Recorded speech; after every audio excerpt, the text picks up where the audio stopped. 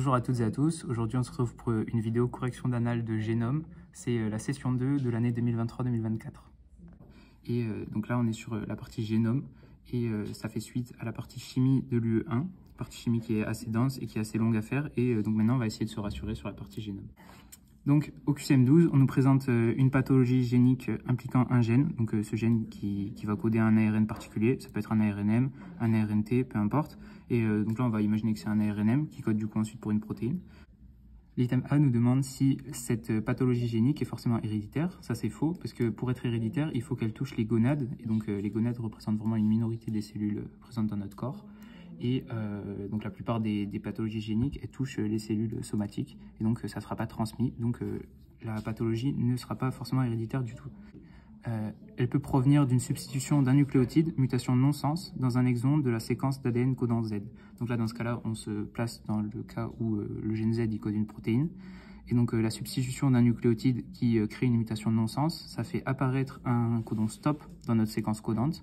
Et donc la protéine qui sera codée par Z, elle sera tronquée, elle sera trop petite et à cause de l'apparition du codon stop. Et donc en effet, ça peut créer une apparition d'une pathologie génique avec la mauvaise protéine qui est produite. Ok, donc notre item A il était faux, item B il est bien vrai, c'est possible. Item C, elle peut provenir d'une insertion de 2 nucléotides supplémentaires dans une région appelée microsatellite. Donc là, on nous parle de microsatellite et on nous dit bien que c'est la pathologie génique est impliquée sur un gène, donc une séquence codante. Et les microsatellites, c'est une séquence, ce sont des séquences non codantes, fortement répétées. Donc ça, c'est pas possible. Une mutation dans une séquence non codante, ça n'aura pas d'implication sur un gène. Donc l'item C, il est faux. Ensuite, l'item D. Elle peut provenir d'une délétion dans le promoteur du gène Z, empêchant la fixation d'un facteur de transcription. Ça, c'est totalement possible. On sait que dans notre ADN, notre gène, il est précédé en amont par un promoteur. Et donc, ce promoteur, grâce à des séquences particulières, la boîte Tata notamment, va pouvoir appeler des facteurs de transcription. Et donc, une mutation du type délétion au niveau du promoteur, ça va empêcher certains facteurs de transcription de venir se fixer. Et donc, en effet, ça peut créer une pathologie génique du gène. Enfin, on passe à l'item E. Est-ce qu'elle pourrait provenir d'une méthylation de l'ADN codant le gène Z? Donc, à savoir qu'une méthylation, c'est une modification épigénétique. Donc, c'est une modification qui est avant tout réversible. C'est pourquoi on pourrait compter cet item comme faux. Pour autant, donc, ça consisterait plutôt en un défaut d'expression plutôt qu'une pathologie génétique. Pour autant, cette année, à l'examen blanc, la professeure a décidé de mettre un item de ce type vrai. Donc, elle parlait bien de méthylation d'ADN pour une pathologie génique et pas pour un défaut d'expression. Donc, je vous invite chaque année maintenant à demander à la professeure par mail ce qu'elle compte, comment elle compte corriger cet item. Donc, au QCM12, les réponses vraies étaient B et D.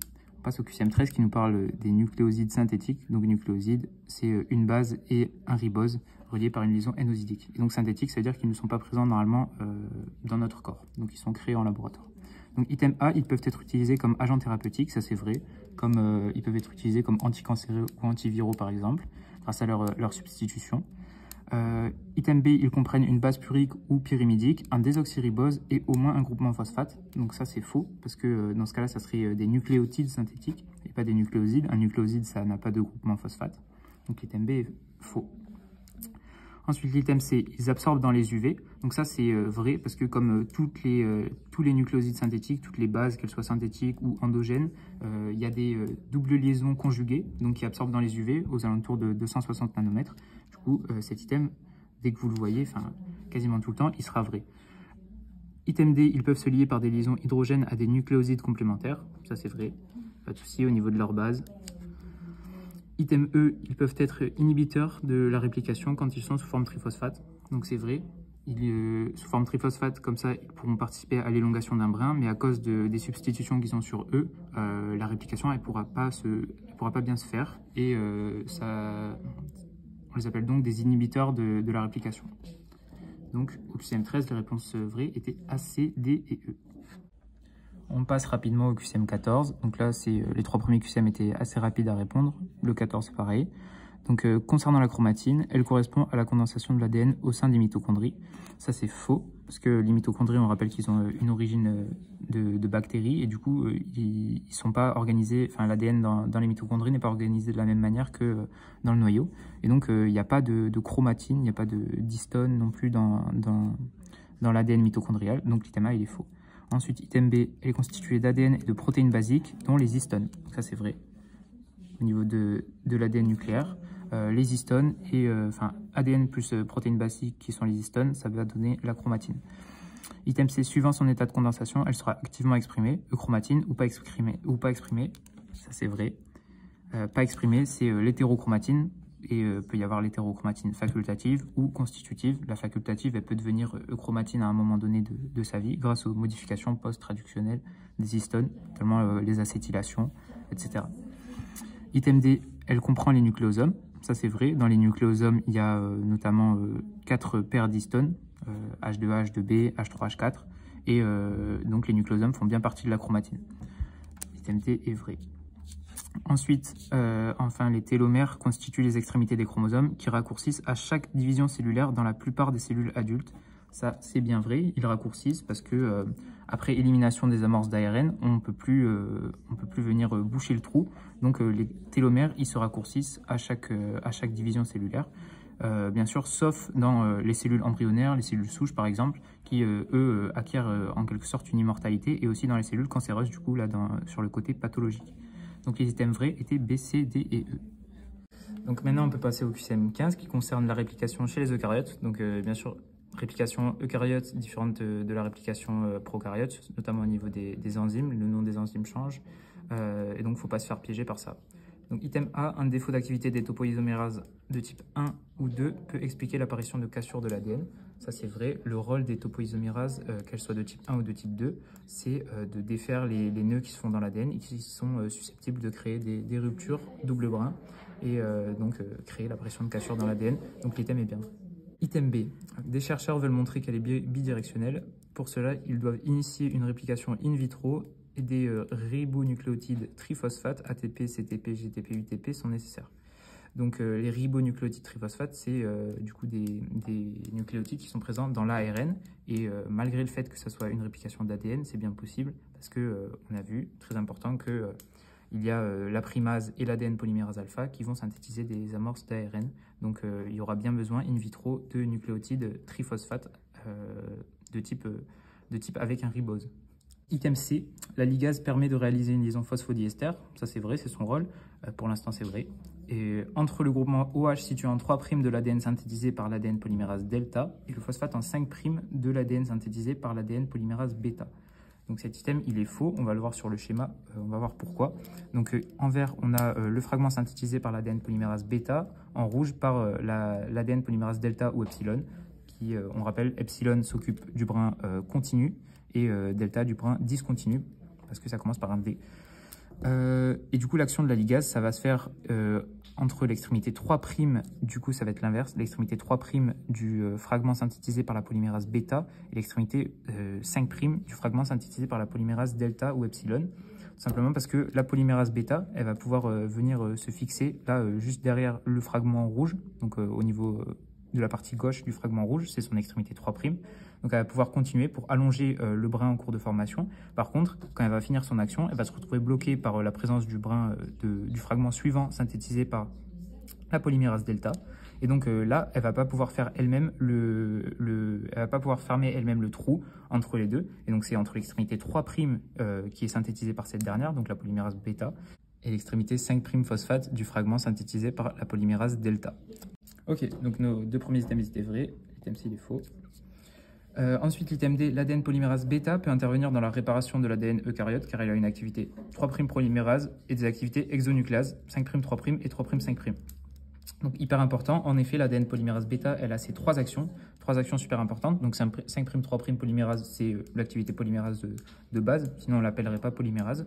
Donc ça c'est tout à fait normal. Et ensuite elle a bien deux activités exonucléases, 5' 3' pour éliminer les bouts d'amorce qui restent, et 3', 5', c'est le proofreading. Donc l'ADN est une molécule capable de réparation elle-même, grâce notamment à l'activité proofreading des ADN polymérases. Et donc l'ADN polymérase bêta, elle a ces activités. Enfin, l'item E, la réplication nécessite la présence de désoxyribonucléotides triphosphate. Donc ça, c'est vrai. Il faut qu'il soit sous forme triphosphate et il faut que ça soit comme notre molécule qu'on veut former à la fin, c'est de l'ADN, il faut qu'il soit désoxy. Hein. L'ADN, ça veut dire acide désoxyribonucléique. On peut maintenant passer au QCM16. Donc, ça concerne la PCR, donc la réaction de polymérisation en chaîne. Item A, elle a comme objectif la détermination de la séquence d'un gène. Donc ça, c'est faux, parce que c'est pas son rôle. Lui, le rôle de la PCR, c'est vraiment d'amplifier une séquence. Et donc, on la connaît déjà, cette séquence. Le but, c'est juste de l'amplifier pour savoir si elle est présente et en quelle quantité. Donc, c'est plutôt le rôle du séquençage selon 100G qui sera vu au semestre 2 en passe. Donc, pas la PCR. Item B, elle peut être quantitative s'il est rajouté dans le milieu réactionnel du cybergreen, agent intercalant de l'ADN. Donc le cybergreen, c'est un fluorochrome qui vient se fixer sur l'ADN double brin dans son petit sillon. Et donc cet item, il est bien vrai. On peut mesurer la fluorescence, du coup, en l'occurrence, pour pour faire une real-time PCR. Item C, elle nécessite la présence de 10 désoxyribonucléotides triphosphate. Et donc les 10 désoxyribonucléotides triphosphate, ce sont des nucléotides qui sont désoxy à la fois en 2' et en 3' aussi. Et on rappelle que le OH en 3' est nécessaire pour faire l'élongation d'un brin. Ce qui fait que si on ajoute un 10 désoxyribonucléotide triphosphate dans l'ADN, ça va bloquer l'élongation du brin. Et donc non, ça ne va pas marcher au niveau d'une PCR. Par contre, ils sont utilisés encore une fois dans le séquençage selon 100G qui sera vu plus tard. Item D, elle nécessite la présence de 2 oligonucléotides de 20 nucléotides environ. Ça, c'est vrai. Ces 2 oligonucléotides, ce sont les amorces. Donc, on a bien besoin des amorces, c'est vrai. Item E, elle peut permettre l'identification d'une amplification de 450 nucléotides sur une séquence d'ADN, 150 triplés CTG par exemple. Donc ça, c'est vrai. On peut tout simplement préparer des amorces qui sont spécifiques de cette séquence de 150 triplés CTG. Et ensuite, si on regarde, si le résultat de la PCR est positif, ça veut dire qu'on a identifié cette séquence donc, de 450 nucléotides qui correspondent à 150 triplés CTG. Donc au QCM16, les réponses vraies étaient B, D et E. On peut maintenant passer au QCM17 qui traite des pathologies géniques et surtout des défauts de réparation de l'ADN. Donc là, on va voir les différents systèmes de réparation.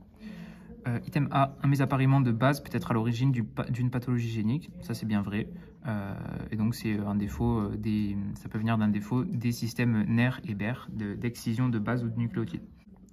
Item B, une addition d'agents exogènes sur l'ADN peut être à l'origine d'une pathologie génique. Ça, c'est bien vrai parce que va y avoir des lésions qui vont être faites sur notre ADN et ensuite, ça va pouvoir créer une pathologie, tout simplement. C'est très logique. Item C, une exposition de l'ADN au rayonnement UV peut constituer un agent mutateur. Donc ça c'est vrai, c'est un exemple d'agent mutateur exogène d'ailleurs, c'est-à-dire qui vient de l'extérieur. Ça va notamment pouvoir créer des dimères de thymine, donc 2 thymines du même brin qui vont être reliées entre elles par des liaisons covalentes.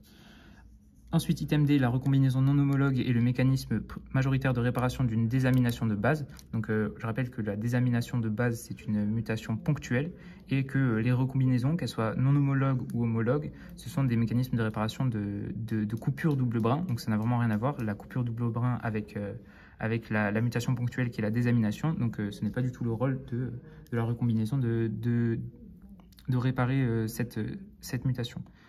Enfin, item E, la recombinaison homologue permet de réparer une coupure double brin de l'ADN. Je viens de le dire, c'est bien vrai. Donc là, les réponses vraies étaient A, B, C et E. Passons au QCM18 qui concerne l'opéron lactose, donc sujet phare de la deuxième partie du deuxième professeur. Et donc là, on a une représentation schématique de l'opéron qui se situe d'ici à ici.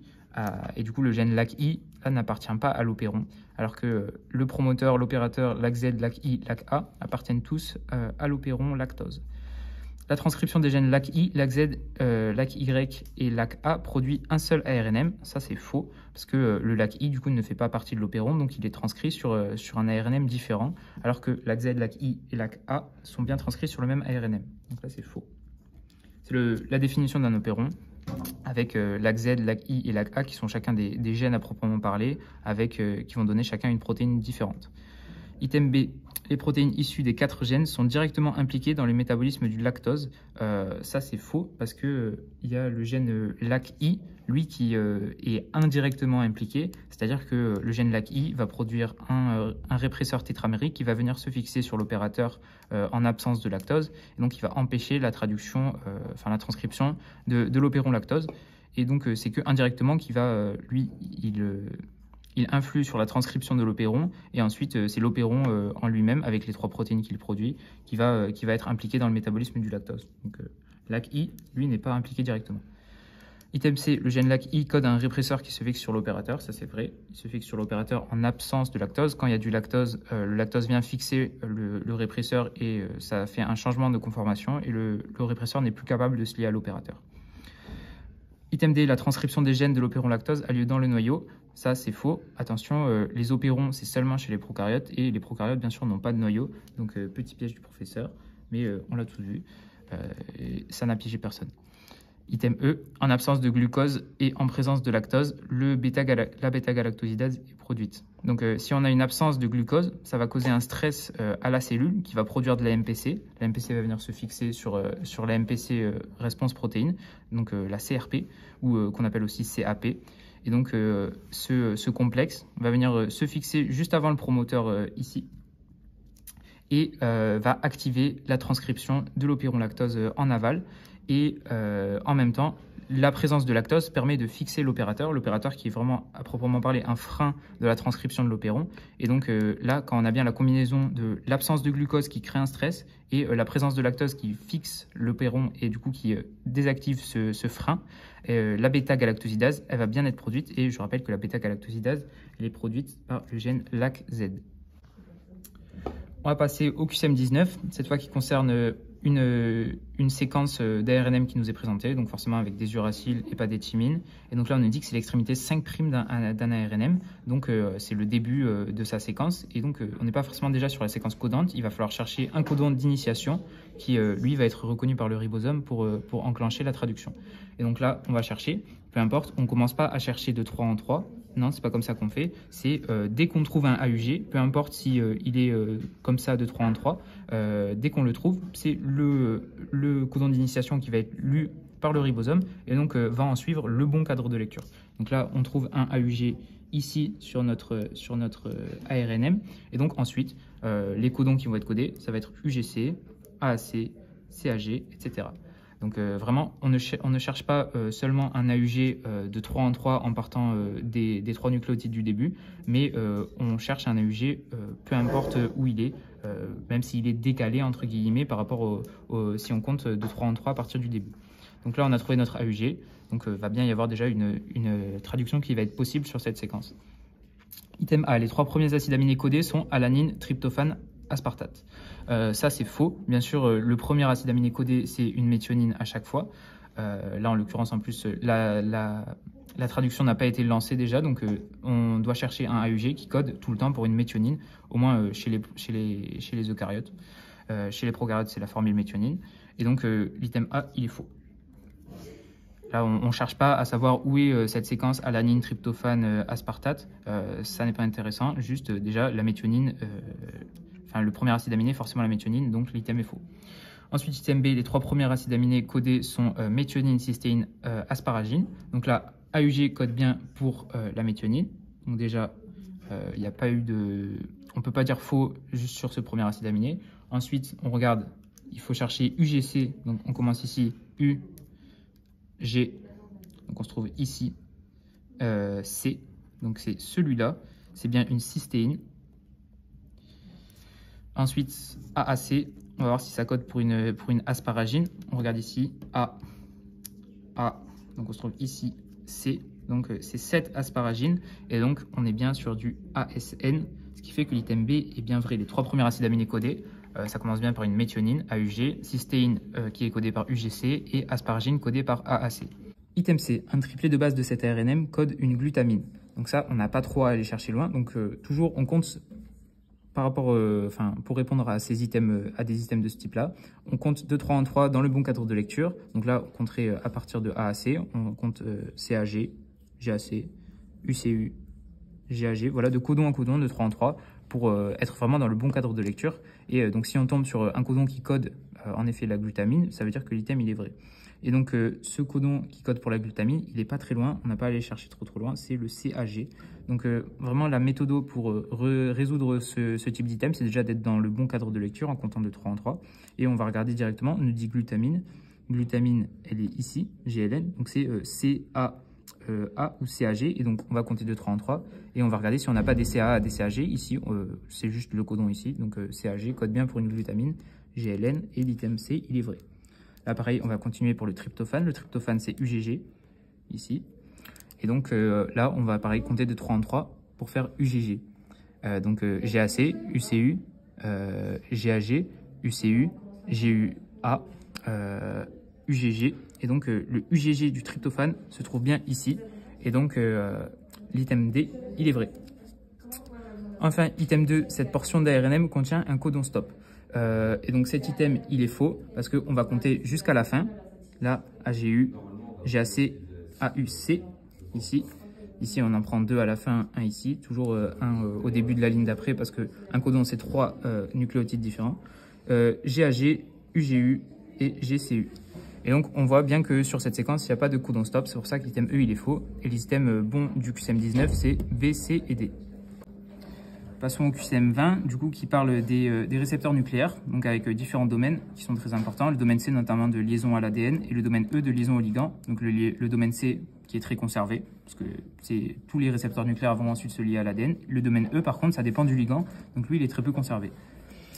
Item A, le domaine de liaison à l'ADN est localisé dans la région N-terminale de la protéine. Donc on a dit que le domaine de liaison à l'ADN c'était le domaine C, or le domaine en N-terminale c'est le domaine A. C'est pour ça que l'item A est faux.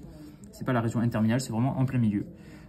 Item B, le domaine de liaison du ligand forme des structures en doigt de zinc. Ça c'est faux.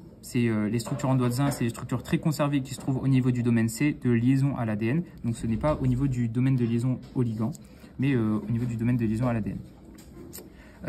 Item C, le zinc interagit avec des cystéines et ou des cystidines pour former la structure en doigt de zinc. Ça, c'est bien vrai. Il va être complexé, il va former des liaisons de coordination avec les cystéines. Donc, soit avec 4 cystéines, soit avec 2 cystéines et 2 histidines pour former une structure en doigt de zinc qui va être chargée positivement et du coup qui va avoir une affinité pour l'ADN chargé négativement. L'item B maintenant, la séquence suivante peut constituer la séquence de reconnaissance d'un récepteur nucléaire. Et on nous présente du coup une séquence avec 8 nucléotides et qui est une répétition inversée. Donc là, si j'écris le brin complémentaire et antiparallèle, on a la chose suivante. A, C, T, G, C, A, G, T. Et ici le 5'. Et donc on voit que ici on a TGAC et ici aussi TGAC, c'est une répétition inversée et c'est ce type de répétition que reconnaît le domaine de liaison à l'ADN du récepteur nucléaire, mais pour autant il reconnaît une répétition inversée certes, mais c'est une répétition inversée avec 3 à 6 nucléotides qui se trouvent entre les deux répétitions et donc là c'est pour ça que cet item est faux. Le domaine de liaison à l'ADN ne pourra pas reconnaître cette séquence parce qu'il n'y a pas 3 à 6 nucléotides entre les deux répétitions. Et enfin l'item E qui nous dit la séquence suivante peut constituer la séquence de reconnaissance d'un récepteur nucléaire et N représente n'importe lequel des désoxynucléotides.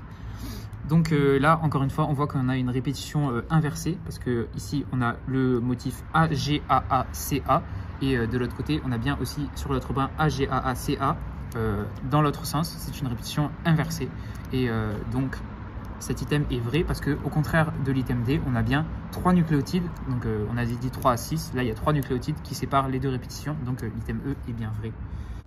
Voici le dernier QCM de cette annale de génome, le QCM21, et encore une fois c'est hyper important, on vous donne une indication dans l'énoncé, il faut très bien la suivre, on nous dit ici que c'est un ARNM déjà de E. coli, qui est une bactérie, donc déjà on se trouve chez les prokaryotes, et aussi on nous dit que c'est le début de la séquence codante. Je rappelle que la séquence codante, c'est la séquence qui se trouve entre un AUG, codon d'initiation en amont, et un codon stop en aval. Et donc entre les deux, c'est vraiment la séquence codante. Donc là, ici, tous les codons coderont pour un acide aminé tant qu'ils ne rencontrent pas de codon stop. Donc là, le AUG, il n'y a pas de souci, c'est le codon d'initiation qui va coder pour une méthionine. Et on verra la suite plus tard. Là, on va répondre au QCM-A. Le peptide correspondant à cette séquence d'ARNM comporte 5 acides aminés. Donc là, on va suivre avec le code génétique UGU, GCU, CGG, AAA, CGA. Et du coup, on voit bien qu'il code pour... Là, on n'a pas rencontré de codon stop. Là, il code pour 6 acides aminés différents. C'est pour ça que l'item A est faux. Maintenant, pour l'item B, selon la règle du Wobble, l'anticodon de l'ARNT qui porte l'arginine pourrait être ICG. Donc là, il va falloir vérifier si en effet l'anticodon ICG reconnaît le codon de l'arginine. Donc pour ça, on va chercher l'arginine ici dans notre tableau et on voit que ça peut être soit CG et après ça peut être n'importe lequel en troisième nucléotide, soit AG, A ou AGG. Et donc on va voir si ICG reconnaît bien un de ces 6 codons possibles.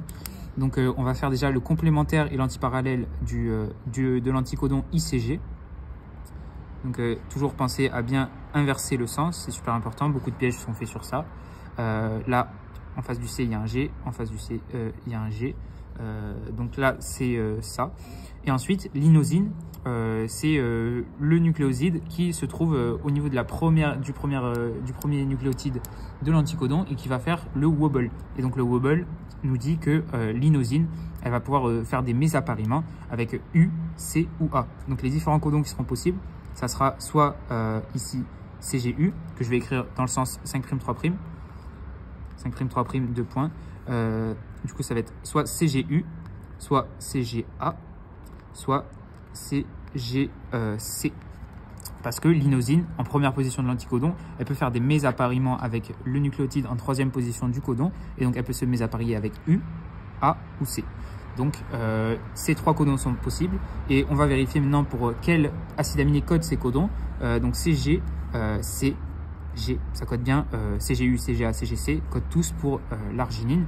Du coup, l'item B est bien vrai. Selon la règle du wobble, l'anticodon suivant ICG porte bien l'arginine parce qu'il reconnaît, il a la séquence complémentaire et antiparallèle du codon qui code pour l'arginine. Item C, l'insertion de 2 nucléotides AG entre les bases de la 7e et de la 8e position de la séquence de l'énoncé permet la synthèse d'un peptide de 5 acides aminés. Du coup, si on ajoute A et G entre la 7e et la 8e, la 7e position c'est le G ici, la 8e le C ici. Donc ici, on va rajouter A et G. Ça va tout simplement déclencher un décalage du cadre de lecture. Et toujours, on va avoir 6 acides aminés qui vont être codés. Parce que ici, on en avait 6. Si on rajoute des nucléotides, forcément, la séquence ne va pas perdre des acides aminés, sauf s'il y a apparition d'un codon stop, ce qu'on doit vérifier tout de suite. Donc là, les codons codés à la suite, ça sera plus GCU. Le troisième codon, ici, lui, ne sera plus GCU, mais GAG. Ensuite, ça sera CUC. Ensuite, GGA, AAC. Et le dernier codon, les 2 derniers nucléotides ne forment pas un codon entier, donc ils ne coderont pas pour un acide aminé. Du coup, il y a bien sûr les 2 premiers codons ici, AUG, UGU, puis GAG, CUC, GGA, AAC. Donc ça fait bien 4 plus 2. Ici, on voit bien qu'on n'a aucun codon stop. Il n'y a pas de UAG, UGA, UAA. Du coup, la séquence avec insertion de AG entre 7 et 8, ça produit une protéine de 6 acides aminés et pas 5. C'est pour ça que l'item C est faux. Maintenant, pour l'item D, on nous dit que l'insertion de 3 nucléotides UAA, ce qui correspond déjà, on le voit directement à un codon stop, UAA, entre les bases de la 15e position et de la 16e position de la séquence de l'énoncé, permet la synthèse d'un peptide de 6 acides aminés. Donc on va regarder ce que fait en pratique l'insertion des 3 nucléotides entre la 15e et la 16e position. La 15e position, c'est ce A ici, la 16e, le C ici, parce qu'en tout, il y en a 18. Ça, c'est le 17e, le 16e, donc 15 et 16. Si on met le UAA ici, les 3 derniers codons lus seront AAA, UAA et CGA. Il y a vraiment eu, donc ici, c'était notre nucléotide en 16e position. Et ici, le nucléotide en 15e. On a inséré UAA entre les deux et on voit bien que UAA, il est lu dans le bon cadre de lecture, c'est-à-dire que ça sera un codon stop qui sera lu ici et que du coup, la traduction va s'arrêter à cet endroit. Et je rappelle que le codon UAA ne code pour aucun acide aminé particulier. Donc, ça sera seulement le nombre d'acides aminés qui ont été codés avant et UAA va juste arrêter la traduction. Donc là, il y a eu 5 codons qui ont été lus juste avant, le AUG, le UGU, le GCU, le CGG et ensuite le AAA, ce qui fait bien 5 codons qui ont été lus. Et ensuite le UAA qui ne code pour aucun acide aminé. C'est pour ça qu'il n'y a pas une synthèse d'un peptide de 6 acides aminés, mais bien de 5 acides aminés, parce que le piège était surtout résidé dans le fait que UAA ne code aucun acide aminé comme tous les codons stop. Donc enfin, on est sur le dernier item de cette annale de génome, l'item E du QCM 21. qui nous demande est-ce que le premier acide aminé synthétisé est une formylméthionine. Donc toujours la différence entre prokaryotes et eucaryotes, c'est que le premier acide aminé codé chez les eucaryotes est la méthionine et chez les prokaryotes la formylméthionine parce qu'il y a ajout d'un groupement formyl. Et du coup, on a l'indication qu'il nous faut dans le QCM parce que, comme j'ai souligné au début, on est sur un ARNM de coli qui est une bactérie, du coup, qui est un prokaryote. Donc l'item E est bien vrai. Le premier acide aminé synthétisé, c'est une formylméthionine car on est chez les prokaryotes. Merci beaucoup d'avoir suivi cette vidéo, c'était un plaisir de la faire. C'était Bastitine, le RM Génome 2023-2024 et j'espère vous revoir sur de futures vidéos et j'espère surtout que vous avez compris les notions mises en jeu et la méthodologie qui vous permettra de résoudre très bien les QCM le jour J de l'examen.